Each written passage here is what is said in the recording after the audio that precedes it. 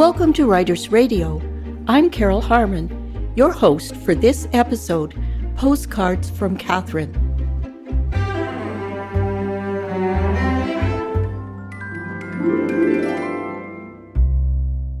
I know Canadian author Katherine Govier through her historical novels. The Ghost Brush explores the life and art of the talented daughter of famous Japanese artist and printmaker Hokusai. Creation imagines a little-known period in the life of John James Audubon as he paints the birds of the coast of Newfoundland and Labrador in Canada. Katherine also writes a series of short personal essays, which she calls Postcards from Katherine. She publishes them on her website, katherinegovier.com, and distributes them free to subscribers. Katherine joins me today to muse about and read excerpts from this series.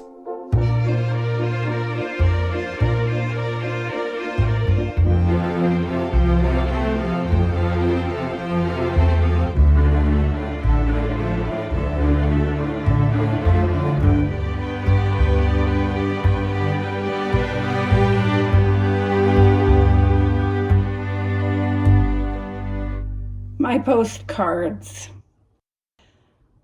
I wrote postcard number 1, which is called Undermined, in 2009 and sent it as a Christmas present to friends.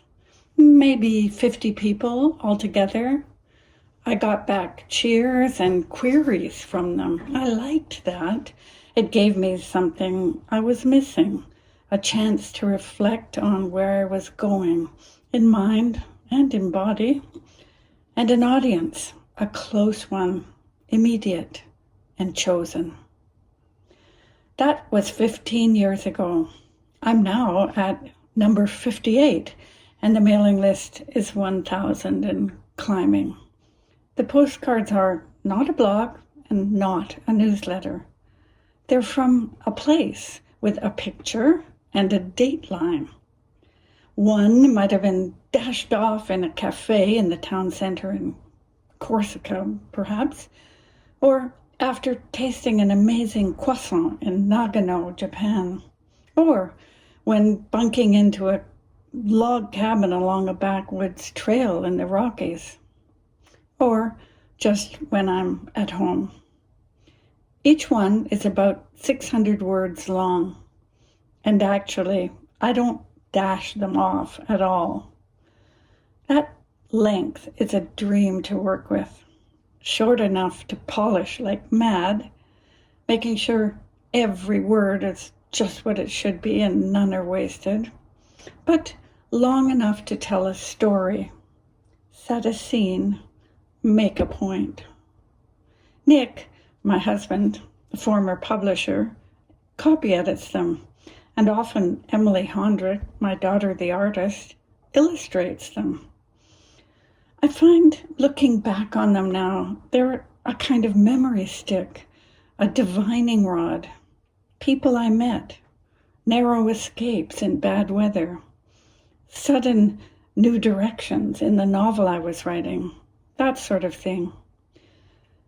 And again, looking back over them, I see they have become a moment-to-moment memoir, a writer's notebook, I suppose, a commonplace book, as they used to be called centuries ago, of thoughts and inventions and gleanings.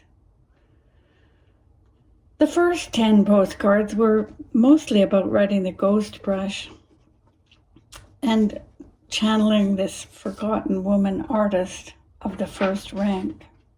Here's a little bit of it. Postcard number 3 from Toronto.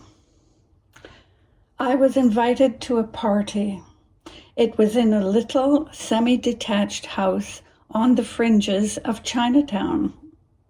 These houses are a Toronto oddity with their bisected faces and their 2 parallel staircases hanging off 2 narrow front porches like dogs' tongues.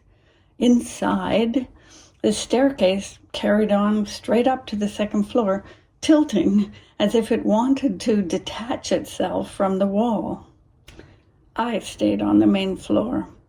It had been opened up into one room with a decent mantel, a stenciled ceiling, and a low sink in the linoleum counter. Charming, if insanely awkward. People must have been 6 inches shorter 100 years ago. The room was full. The host was 55 and engaged to a 30-year-old called Brittany. This party brought their friends together.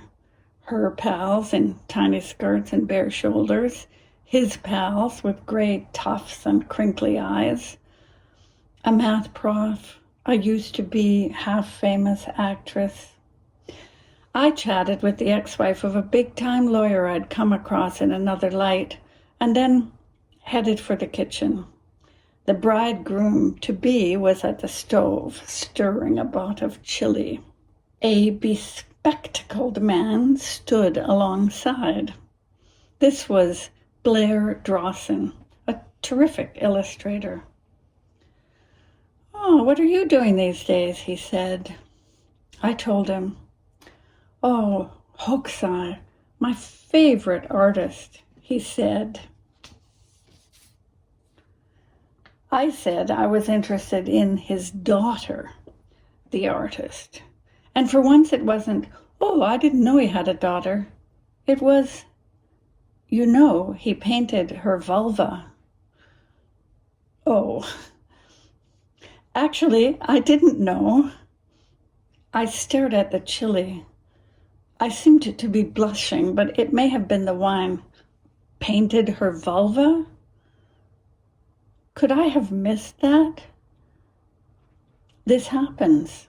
You haunt the libraries, you flog all over the map, you ask the experts and think you've got this topic covered. But then you go to a party and an old acquaintance drops a piece of key arcane knowledge. That may or may not be true.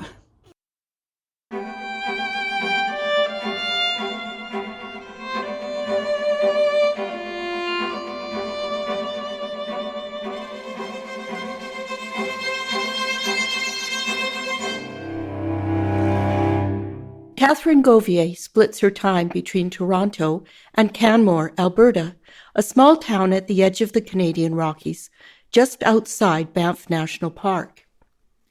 In 2011, while living in Toronto, she founded the Shoe Project. In Katherine's words, "My idea was to create a writing workshop for immigrant and refugee women to tell their stories." Heather Gardner, a philanthropist and English literature scholar, pitched in with some funds. Elizabeth Semmelhack, new creative director of the Beta Shoe Museum, offered the museum's lunchroom on Thursday evenings on the condition that we talk and write about shoes. In this small way, we began, 12 women newcomers from 5 continents sitting around a table with me and an ESL coach drinking tea. In wide-ranging and often emotional conversations, we explored the shoes I left behind, the shoes I wore to cross the border, and the shoes I dreamed I would wear in my new life. The Shoe Project is still going strong with chapters across Canada which involve professional writers and theatre artists in helping immigrant women share their life stories in their new home, Canada.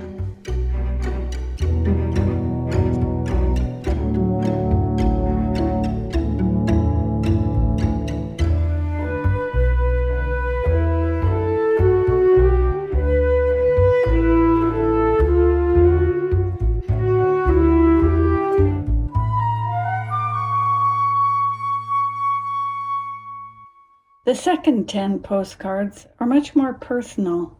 I had a big birthday, I had the last trip with my parents. And then the numbers above 20 seem to be about books, about the actual forms in which writing is sent out. Emily Dickinson, for instance, whose house I visit in Amherst, Massachusetts, puts her words on the backs of envelopes.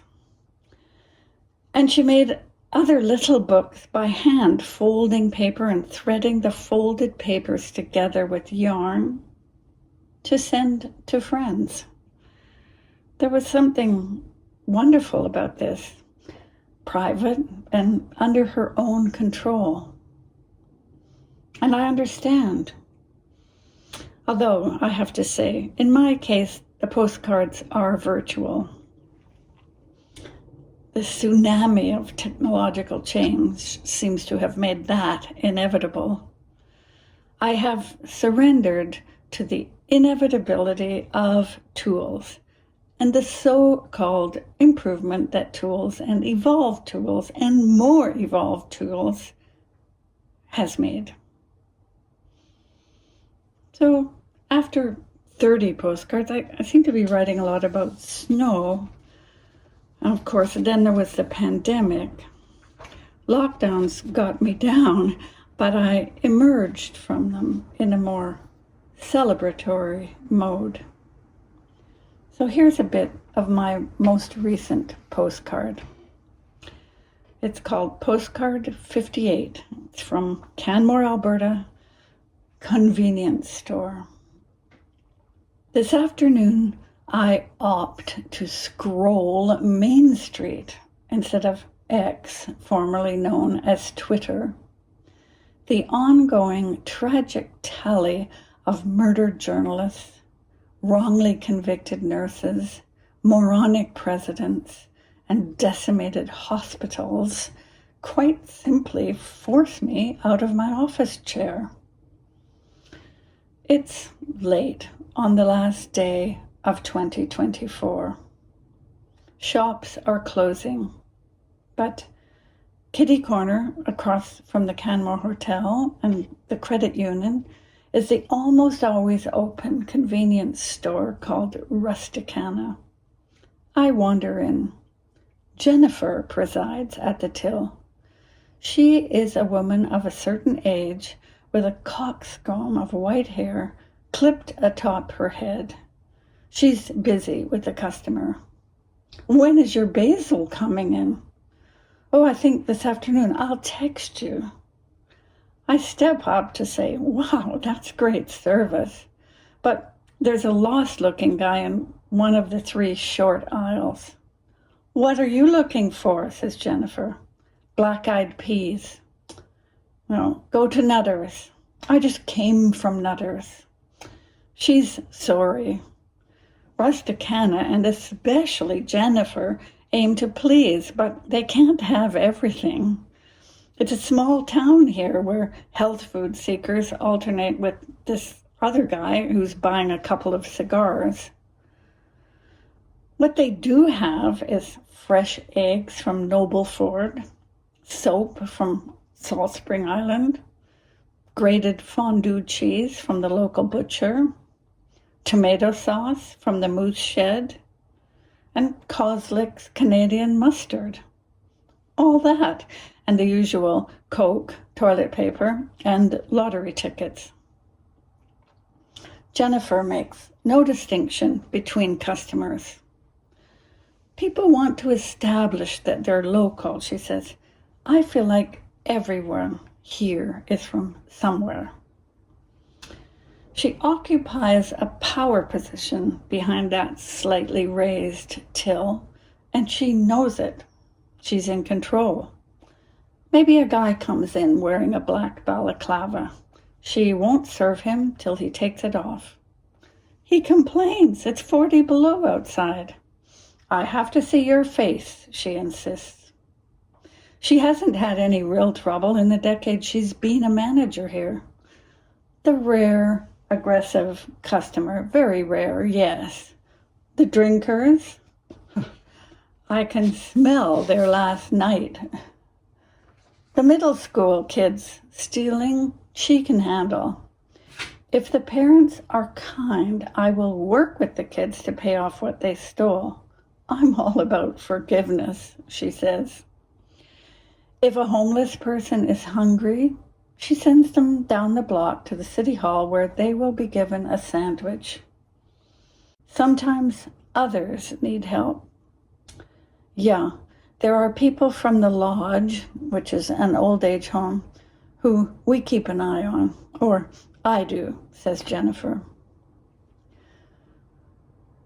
What she has no time for is people who are bad with names. Her family were horse traders in Nova Scotia. She shows me a list of her customers' names on a sticky note posted beside her till. Emma, long black hair. Eclipse? ? That's a coffee shop where Jennifer thinks she works. After 3 sightings of a person, she says she's got the name memorized. Her co-worker here is Mano. His wife, Tarana, also works in the shop. Sounds like Trana, but there's no way she's ever going to move there. They've been here 8 years and they love it. Mountains, quiet town, no interference with the people, says Mano. Somebody's at the till asking about magazines. They've been moved to the back. Magazines are definitely on the way out, says Jennifer. That's sad. But I guess I can't avoid all the losses. I just linger in the Rusticana because this feels like real life to me. It feels like life going on, and it will go on. Here's a kid with an Oilers toque and skiers wanting to know where's the snow, and a gaggle of girls ordering sandwiches, and more locals wishing Jennifer and me and you a happy new year. So that was my last postcard. I'll probably write another one when spring comes. You can join my list subscribing on my website at www.katherinegovier.com. It's free, and I don't know how long they'll keep coming, but I hope you enjoy them.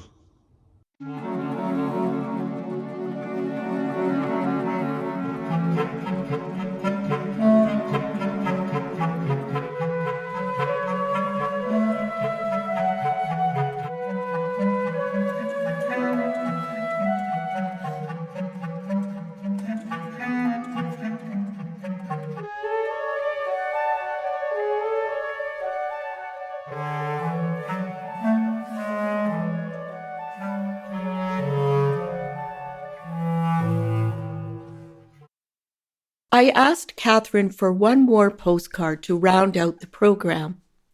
This final reading explores an experience many of us have had: what to do with the objects left behind when beloved family members die.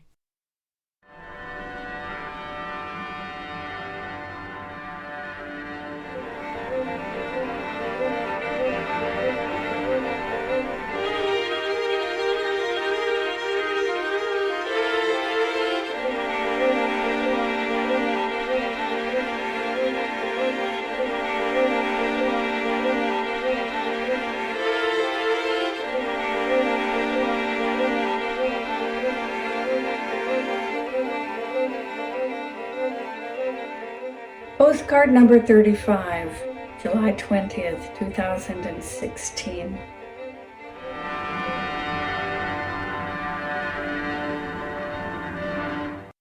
As we empty our parents' house after their deaths, my sisters and I have developed a policy.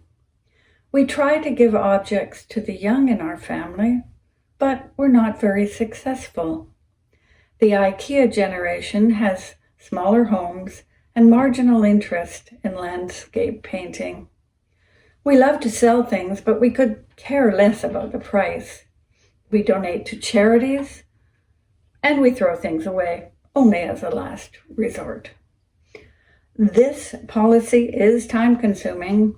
It does not justify the many hours we spend, for instance, breaking the library into specific collections each pertaining to an interest and a time in my parents' lives. Bridge, investing, travel, health. Nor does it justify the jubilation we feel when, for instance, 6 boxes of Mom's Canadian literature books are taken in by the Canmore Library, and her walker finds its way into a medical shipment to Africa. We are practicing a bizarre kind of thrift that isn't about money and isn't about recycling in the environmental sense. It's about something else. It is as if objects have meaning, presence, a life to be respected. For instance, my mother's wigs. She always felt her hair was too thin and wore a wig or a hairpiece. In her cupboards, we found 35 of these, all the identical color of chestnut brown, which she wore till the end. Nary a gray hair in evidence. What to do with them? I decided that the best place for these was the Princess Margaret Hospital Wig Clinic in Toronto, where they take in hairpieces, restore them, and give them out to needy cancer patients. Nick flew from Calgary to Toronto with a whole suitcase full, and I carried another batch. I dropped them off in 2 big canvas bags on University Avenue, and we all felt great. But sometimes charity gets mixed up with commerce. We heard of a woman who collected old mink coats to make teddy bears for kids in hospital, and imagined a future full of hugs for the once prized furs still hanging in her bedroom. Trudy trundled off with Mom's full-length mink and was met by 2 men who gave her $50 for it. No mention of good deeds. In fact, the whole thing was a bit sketchy. Sentiment had made fools of us, I fear. But then there was Dad's workshop. His tools had been divided between grandson, grandnephew, son-in-law, and daughters. Randy got the perfectly lined up multi-sized screwdrivers. Doug got the spearfishing equipment and the framed flies from Newfoundland and Labrador. I took the rubber mallet. Great for pounding stakes into flower beds. But there were things none of us wanted that we could not throw out. Sue advertised the drill press on Kijiji. When a couple came to examine it, the husband showed us how Dad had been careful not to let the drill piece bite into the plate. He handed over another $50 and carried it away. When he got home, he wrote to say that he would take good care of it and think of Dad when he used it. We were so happy that we went out to lunch on the proceeds. Obviously, we do not do this for the cash. We sometimes realize, too, that Dad would question the use of our time. Does this really make any sense? Why do we want the things my parents collected and used to be put to use by others? Does it assuage our grief a little to imagine that someone else will repair and build things with that drill press?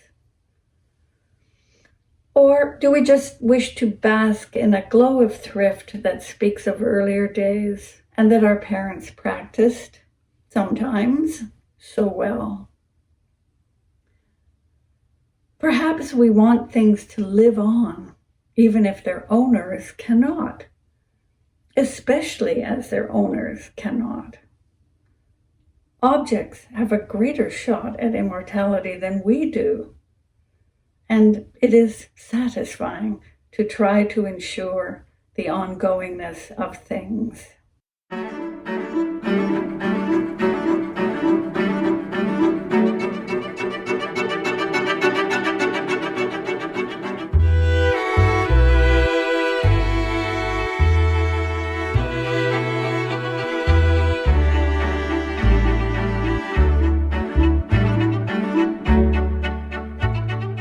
You have been listening to Canadian novelist, short story writer, and essayist Katherine Govier read from her series of personal essays, My Postcards.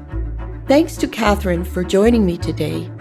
Also, my gratitude goes to my co-host Ingrid Rose and our music producer and composer, Gary Sill. As well as running on air for 3 weeks at the top of each hour, from April 7th to 27th, 2025. This program is available as a podcast on our writersradio.ca website or wherever you get your podcasts. Thanks for listening. You have been listening to Writers Radio, a non-commercial collaborative project which presents talented writers reading their own work. These stories, essays, and conversations revisit the long tradition of oral storytelling that connects us to the inspiration behind the words. Be sure to check the website, writersradio.ca, to subscribe to our free notifications list. It's also a way of letting the writers know you are there and appreciating their creative work.